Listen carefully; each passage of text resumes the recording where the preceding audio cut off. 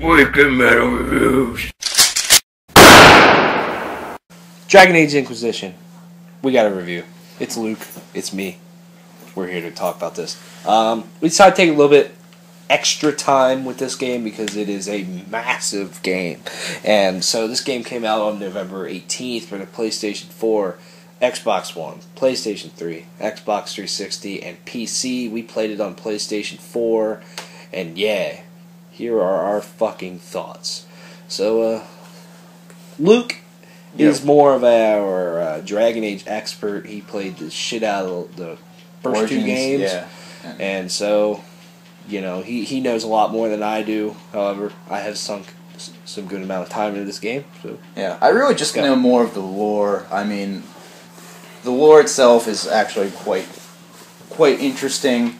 It's actually very deep. There's a lot of backstory to the world of Thetis, Thetis is the continent, not the entire world. But who gives a shit about the backstory? Because whatever is going on in Inquisition is absolutely just off the chain. So it's crazy. So the story starts off about a rift that is open called the Breach, and they think that you caused it because you are the only survivor. Then it gets to the character creation. You appear out of the Fade. Yeah. Now, what the Fade is kind of like the world of dreams. It's like almost like another. It's kind of like a plane of Oblivion in the Elder Scrolls series. Yeah. If you played Oblivion, where you're going around closing the Oblivion gates, this is somewhat similar. You're going around closing Fade rifts and everything. But so you are then accused. So then you have to kind of prove yourself, and you end up leading the Inquisition, becoming the leader, to try to stop these demon invasions and some dude from taking over the world like usual. And you know, throughout your journey to get there, you build up a lot of trust with all 9 of your companions you can bring along with you. There's a lot of cool companions that you can. I'm gonna have to go through and name them to remember if I got them all. There's Dorian, Sarah, Varric, Vivian. Cole, Cassandra, Blackwall, Iron Bull, Solus, and Vivian. Yeah, so 9. Yeah, and so yeah, I mean the story I just find incredibly engaging, and you get to certain moments, and you know you sit there and pause, and you're just like, I don't know what to choose. Yeah. And, you know, it really. I just like this game's story, and you know, and it gets to one of the greatest things about this game. Everything you do builds up your Inquisition. Yeah, everything you do builds matters. up. Yeah, exactly. Even like your choices matter. They make a difference. If you played the previous games, you would know that because it's of the cross generation stuff, you can't import your save files, which you could with Dragon Age Origins, its expansion Awakening, and Dragon Age 2. Yeah. No. But I just lost my train of thought. Something about importing. Oh yeah, Dragon Age Keep lets you basically go through, make the decisions of the first 2 games and their DLC expansions and all of that, and then import that save state to your Inquisition save file, and it will actually change the story almost entirely depending on the decisions you made as to who survived, who you romanced, whether or not you killed certain people, whether or not you conscripted certain people, whether or not you actually got all the companions. Mm-hmm. It all matters. Yeah. And even just going around and doing things such as claiming landmarks, or helping somebody do something simple because they join you on your Inquisition. You know, there's a mission or a quest where you go and you help this guy defend his farm, and then because you helped him defend your farm, he gives you horses. You know, stuff like that is really, really neat. What do you think of? Why don't we just dive into, what do you think of the combat in this game? How is this gameplay compared to Dragon Age Origins and Dragon Age 2? A lot of people looked at this and thought there was just going to be a mix. They just thought it was going to be a mix of Dragon Age 2 and Origins. It kind of is, but at the same time, it isn't. It sort of doesn't have the whole pause and play style that Origins had, where you would stop the action, give your party commands, resume the action, and go from there. But it's not as actiony as Dragon Age 2 was. It's something in between while being neither. It's challenging, it's engaging, it's still very satisfying. It's actually harder because there's no direct healing abilities. So you have to be very on point with your tactics and strategy and the people you bring with you, because cross-class combinations will save your life.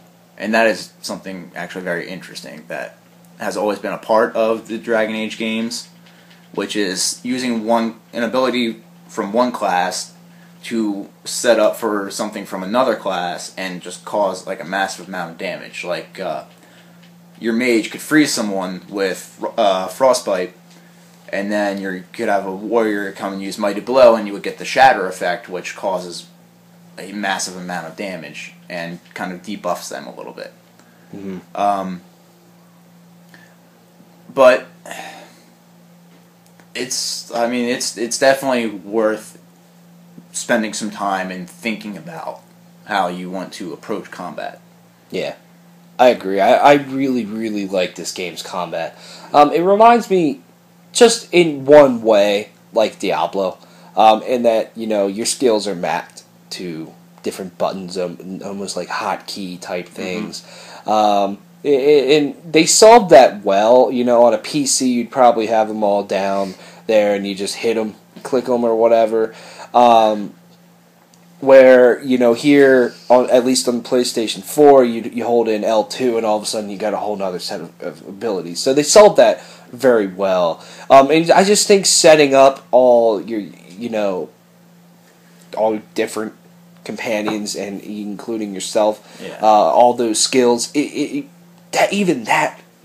a lot of thought and strategy involved in that. Do I want to make this rogue more of a archer and make him more stealth, or do I want him to just fuck shit up and be loud, and it's just stuff like that. Do I want to make this guy a weapon and shield, or do I want to make him a two-handed tank? Stuff like that. So you set your skills up accordingly, and then going into combat, it is very challenging. I mean, I've had fights where I barely made it out alive, and that's very thrilling. Excuse me. It gets the adrenaline going, and it's very fun. And then, to me, some of the most satisfying fights are when you pull up the tactical camera, scan the battlefield, and then set up your plan of attack, and then just destroy everything. And it's incredibly satisfying. Mm-hmm. And just making sure every party member is being utilized to their best ability, in the best spot.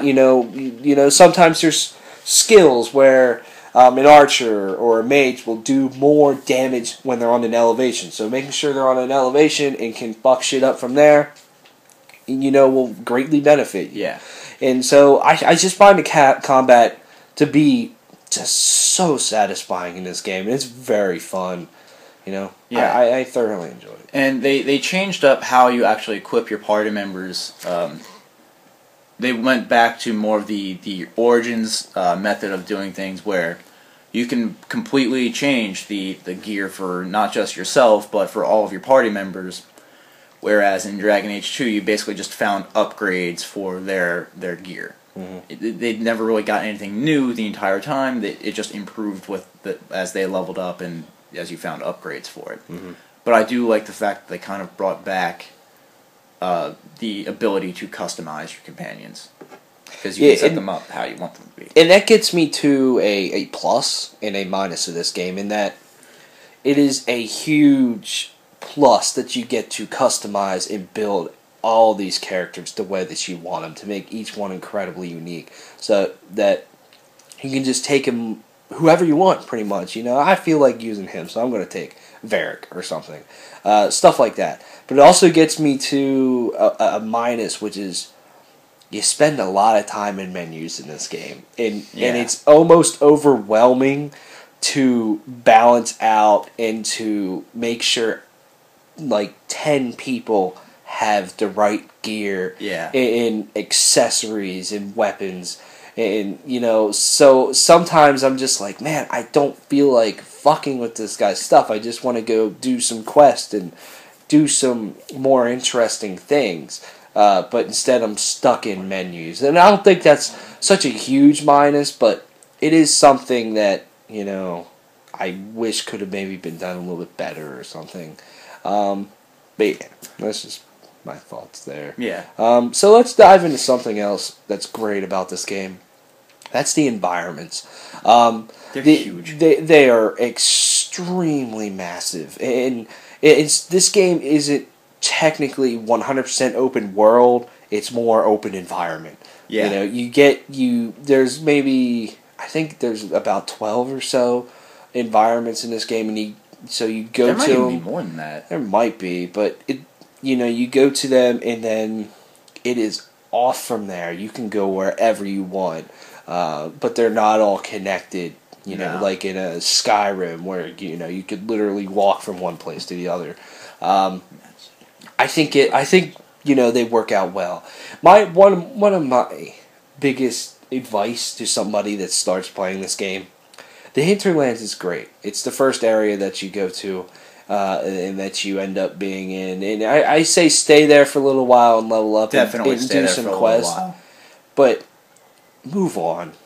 The other environments are so much more interesting. The story gets so better, so much better, and the quest gets so much better once you leave the hinterlands. The hinterlands, a lot of the quests in the hinterlands suck compared to what goes on later, in my eyes.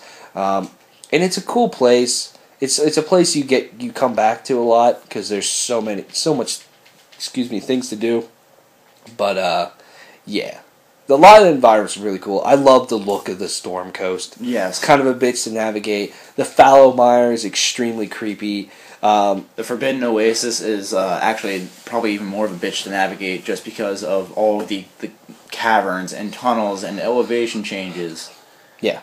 I mean, they're very well put together environments. I mean, kudos to the art team and just the team that came up with these areas because they're all so different. And there's a lot of interesting stuff to look at in them. I wish they were a little bit more filled. Sometimes you'll be going for a while and you won't really see or do anything interesting.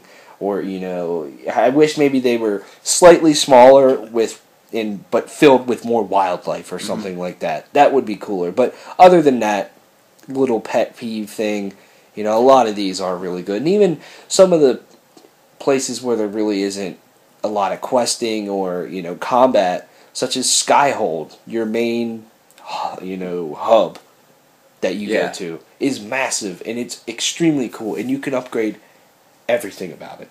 And it's just... the amount of customization and just everything you do in this game is just...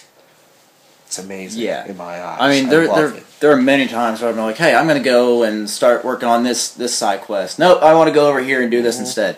Oh, wait, let me do this on my way over there. And it's just... It's not Skyrim, but at the same time, it's giving me the feeling of Skyrim with just the amount of crap to do. Yeah, and that's the thing. Like, you start a quest and you're like, alright, I'm going to go over to this objective to finish this quest. And in that, you get sidetracked by like 4, 5, 6, 7, 8, 9, 10 more quests that you end up picking up. And you're like, damn, dude, there's just so much to do in this game. And, this is a game that will keep you busy for a long fucking time. The crafting system is incredibly deep. Yeah, I really I love engaging the crafting system. Again, this is a game where you're gonna pick up a lot of gear, but the best gear that you're going to get is the stuff you make yourself and customize yourself. Yep. And even just crafting, things to make your gear better. Yeah. Is cool. I do really enjoy the crafting system in this game for sure. Even they're kind of a bitch to craft because they require a lot of grinding and finding items, but potions. But you find potion like ingredients all over the damn place. Yeah, that's what I'm saying. Resources are very, very. They take more ingredients. Yeah. Than a piece of armor does, or something. Most of the time, at least what I've encountered. When you upgrade them, especially to upgrade them. Yeah. But just the whole. There's not much that's wrong with this game. It could be prettier, but I can see why it's not, because these areas are so massive, and once you actually get into an area, there are no loading screens. Yep. Once you get into an area. Yep. So I can see why the detail of, say, like Destiny or something like that isn't here. Yeah. I agree with that. The game isn't the most beautiful game I've seen, but it definitely is pretty to look at. I think one thing that's just kind of bad about it is the lip syncing. Yeah, is kind of bad during the cutscenes. It could be a hell of a lot better. But that's all I have to say. I mean, cutscenes look good. It's just the lip syncing, and once you notice that it's not that great, it's really distracting. But other than that, I mean, the environments are very good. Yeah. And this game, for the most part, runs pretty smooth. There's some texture pop in, but I mean, the game's so massive, you kind of expect that. Yeah. But besides texture pop in, the frame rate is very consistent. Yeah.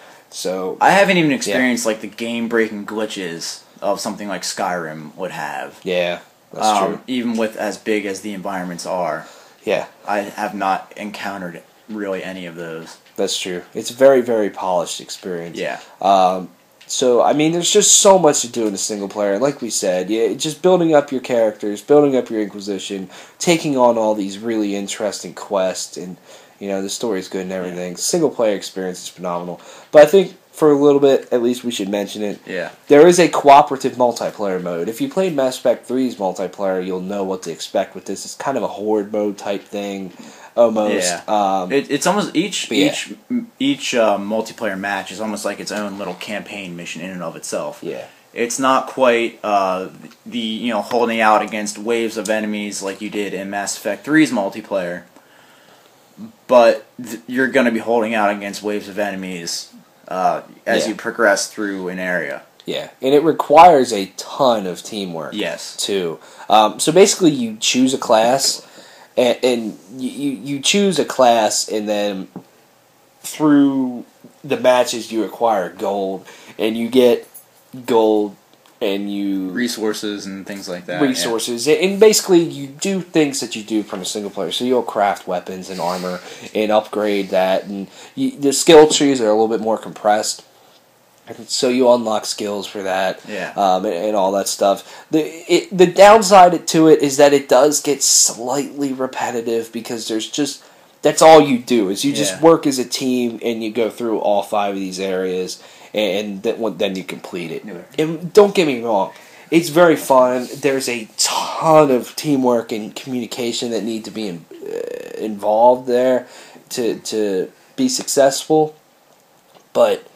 And there's only 3 maps that you can play on. BioWare said that they are putting out free DLC maps, which is cool. Which is what they did for Mass Effect 3. They put out a whole bunch of free multiplayer DLC, and actually all was really good. Yeah, I mean, it's fun. I just wish there was more variety to the matches. Like a couple different events that you have to complete to move on. A couple new maps besides, the Tevinter Ruins.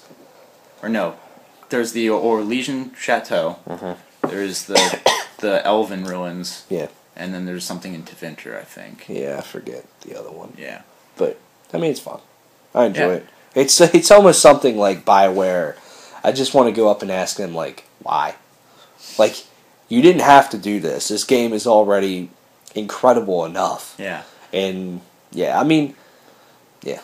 But I've also like thought for years about like what something like an RPG like Dragon Age would be like if you could, work with 4 friends and their own respective I know. characters with all of their skill sets. And that's the one thing that I think they kind of dropped the ball on.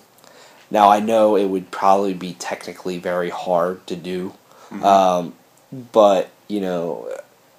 if this was 4-player co-op in the world, my God, I mean, it would be incredible. It would be approaching almost like Far Cry levels of just absolute massive fun. It would be beyond that. I mean, if I could just hop into your world and do any quest, anytime, story or not, how fucking awesome would that be? Like, I don't know what character you have. You have a sword and shield, right? Sword and shield, yes. Yeah, I mean, like, so I mean, you're a sword and shield with my, assassin with, I don't know, whatever Keith eventually makes. Probably going to be a 2-handed. But I forget what Frank has. Is he a mage? He's a weapon and shield. He's another weapon and shield. Yeah, sword and shield. I mean, hell, I'll go and create an archer or a mage, because they're, again, playing through the multiplayer, you kind of get a feel for how all the different classes play. And even if you don't want to, you can go through the whole game and really only use your Inquisitor to close Fade Rifts, so you don't even have to play as your created character. Exactly. You can be anyone else in the party and get a feel for how they play. Which I usually play as my Inquisitor. Yeah, I usually do too. I just feel invested in him. Yeah. And more attached to him. And the other guys are just like there. But I mean, like, all of the other, I mean, if you just want to kind of get a feel for, hey, I want to, start a new character, I don't know what class I want to be, well, going through your companions kind of gives you a good idea of what each class brings to the table. Yeah, and that's something that's certainly very cool. One other piece of advice, don't fight dragons until you're a high enough level. Yeah. You will get destroyed. Yeah, I was trying to go up to do the In Hushed Whispers story mission. Yeah. Which you have to go to Redcliffe Castle in the Hinterlands. And I was over in like the eastern part doing some stuff, and I was like, oh, I'm gonna go up here, take this shortcut, just go around. No, went into an area, there's a dragon there, and it just wrecking me up like all the time until I actually was able to escape the area. Yep, same exact thing happened to me. But so I was like, I'm just gonna go the long way around. Yeah. I mean, this game's incredible, and I would suggest this game 40,000 times over. This is my personal favorite game of 2014. Yeah. I can't get enough of it. I mean, yeah. And when I'm playing, I seriously don't want to stop. I just love being in this world and just doing things, and it's fun. It's definitely an RPG for those that really want a good hardcore RPG. Like, if you just want a casual game, this is probably not for you. And that's no offense to you. It's just there is a lot of depth to this game. There's it takes time, and it takes, like Tyler said, you're going to be spending a lot of time in menus at first trying to get things set up. But once you do, you're usually pretty good to go. Yeah, this game is an investment, and but I think once you invest in it, it is beyond worth $60. Yeah. Yeah. What'd you give this game? 9.75 out of 10. I would agree. It's almost close. There's a couple little nitpicky things that could be different. Yeah. But it's almost flawless. The soundtrack is absolutely amazing. It's been the same composer for all of the Dragon Age games. Einunzer, I don't know, weird name. But it invokes kind of almost feelings of like a Lord of the Rings movie or a Skyrim, with just how the music is almost part of the environment itself. Yeah. Soundtrack is good. Yeah. Yeah, I would give this a 9.75 out of 10 as well. I forgot to mention just the interaction between your companions. Yes. Is phenomenal. Both in the world, exploring, and in cutscenes, and just building relationships with them is just one of the coolest things you could do, and it is freaking awesome. So yeah, both 9.75 out of 10 for us. This is a fucking amazing game. I highly recommend it. And especially if you have purchased a PlayStation 4 or an Xbox One and you want a meaty game to spend a lot of time with, or you just are craving an RPG for your systems, this is the best one and really available right the now only for one current gen. that Yeah, you can go. I mean, get. you could consider Diablo 3 an Yeah, RPG. actually, that's true. But I mean, like in terms of just this is a great game. Yeah, this is just an amazing game and definitely worth the $60 investment. Yep. So thanks for watching. Thanks for subscribing as always, supporting. See you guys later.